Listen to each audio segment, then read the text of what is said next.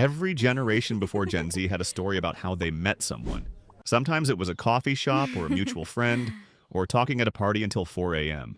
Those stories feel like ancient history now. For Gen Z, the intro looks completely different. It usually kicks off with a match stared at for 3 minutes and never texted, or a talking stage that felt serious until the text slowed down, leaving you watching a stranger's Instagram stories. Or maybe it's just that heavy, isolated feeling on a random Tuesday night. You have a phone full of contacts, yet you feel completely disconnected. Researchers call Gen Z the loneliest generation in love in recorded history.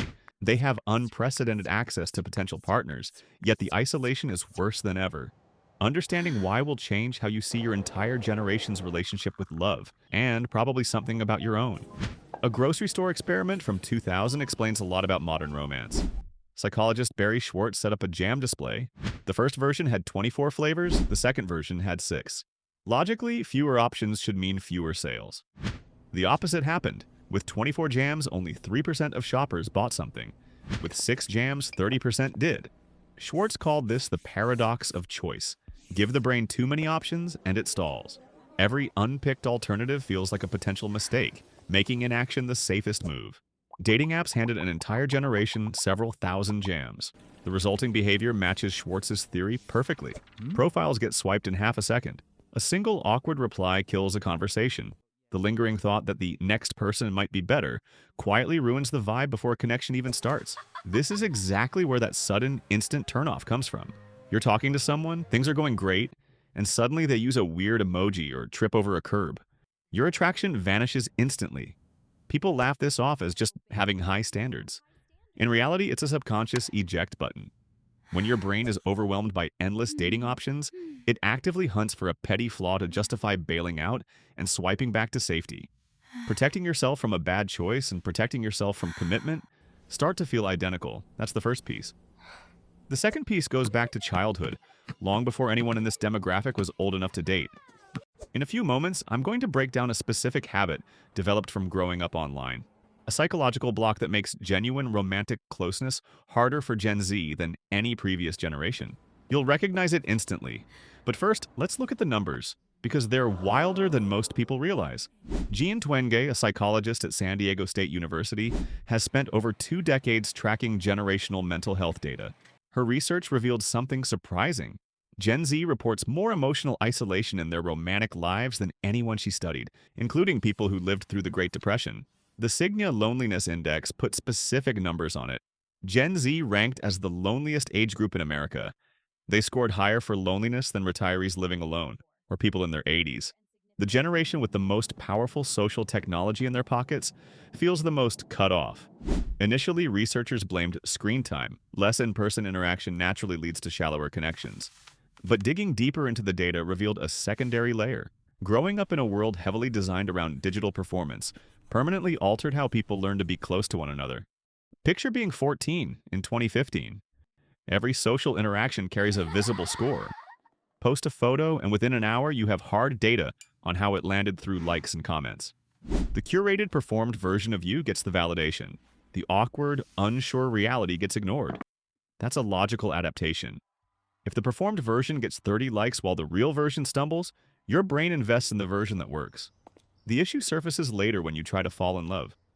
Intimacy requires the exact version of yourself you spent your entire adolescence hiding. Researcher Brené Brown found a consistent pattern in people with deep, lasting relationships. At some point, they dropped the edited persona.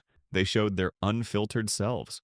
For Gen Z, showing that unpolished side publicly was never safe. Exposing it privately to one specific person triggers a massive risk calculation. The alarm goes off and people often pull away. In the 2000s, something shifted.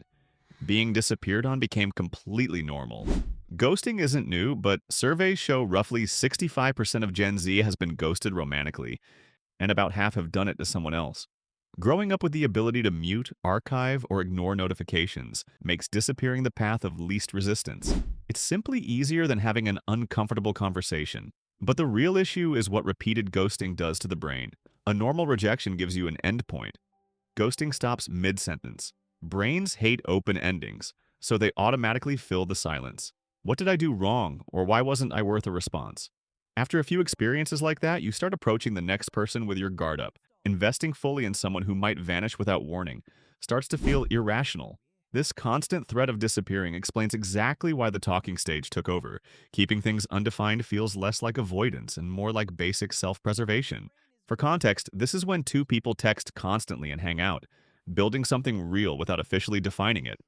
Weeks or months pass, and it either turns into a relationship or quietly fades, usually without a direct conversation.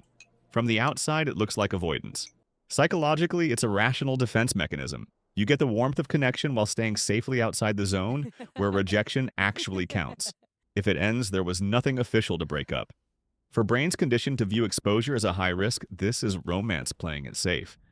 It's close enough to feel good, but undefined enough to survive a ghosting.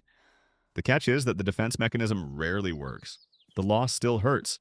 It just arrives with no clear label, and society doesn't exactly give you permission to grieve a talking stage. That nameless grief is a hallmark of modern romantic loneliness. Combine these three pieces, and the pattern is clear. Brains stalling in front of infinite choices. A conditioned habit of performing rather than feeling. Building emotional walls to keep things undefined and safe. All these adaptations made sense at the time. Combined, they make actual romantic connection incredibly difficult, no matter how badly you want it. The loneliness lives right in that gap between wanting closeness and the psychological friction of getting there. A generation raised in an environment that rewarded performance didn't actively choose this framework. The brain simply adapted to its surroundings. Realizing this changes the narrative. Instead of asking, "What's wrong with me?" you can start asking what habits you need to unlearn. Therapists and researchers consistently highlight three actionable shifts. First, catch yourself performing. In early conversations, you often have a choice between saying something clever or saying something honest. Playing it cool feels safer, but being honest actually moves things forward. You don't have to overshare immediately, just notice the choice and occasionally take the riskier path. Second, let things be official. The lack of definition in a talking stage prevents full investment. Eventually, defining the relationship is exactly what solidifies it. Third, sit with the slow parts. Real connection grows gradually without notifications. Early relationships are often awkward before they get exciting. Brains trained on instant feedback often misread this slowness as bad chemistry when it's just the normal pace of getting to know someone. Understanding this is the easy part. Overriding years of mental conditioning is the real challenge.